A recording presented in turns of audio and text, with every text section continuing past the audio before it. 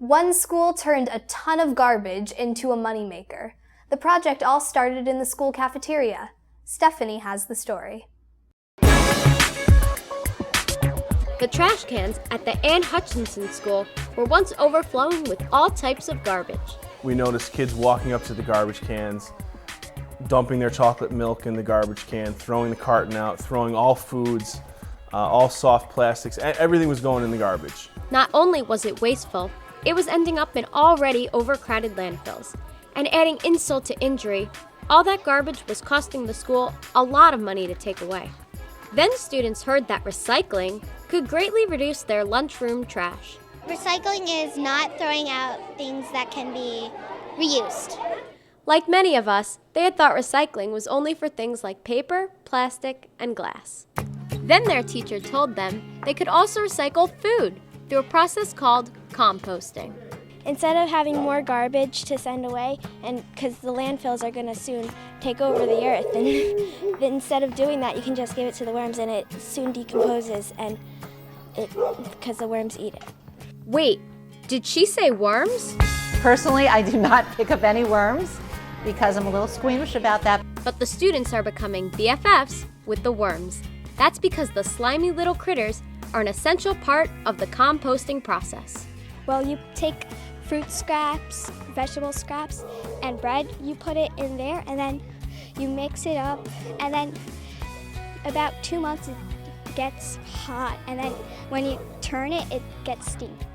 It's really hot doing that job because it gets over 160 degrees in there. As the food breaks down, it attracts worms that eat it. Then when the worms poop, they leave behind a nutrient, and that makes the compost, which is used to fertilize new fruits and vegetables. That way we can give the compost into our garden and our plants can grow better.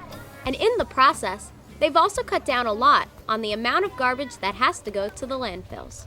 We used to throw away 12 bags of garbage. Now we're down to a half a bag of garbage for all the lunch periods. But it took a while for the students to get their schoolmates to pitch in. Separating their trash into all the different containers was a bit challenging at first.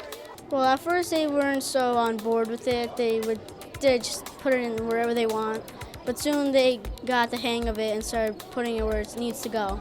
And we made signs to help them. TerraCycle helped too. The company pays the school for collecting certain types of trash that can be turned into useful products, like book bags and pencil cases. We've already made almost $150 from TerraCycle just returning used juice pouches and chip bags. Basically, the only garbage left is the milk cartons. And once we hook up with a person that will take our milk cartons, we're going to really have no garbage. If composting is something you want to try at your school, here's some good advice. Find a teacher, find someone that can help you, get as many kids interested as you can, and set up some bins in the lunchroom and kind of see what happens at first. You never know, worms may become your best friends. For TKN, I'm Stephanie.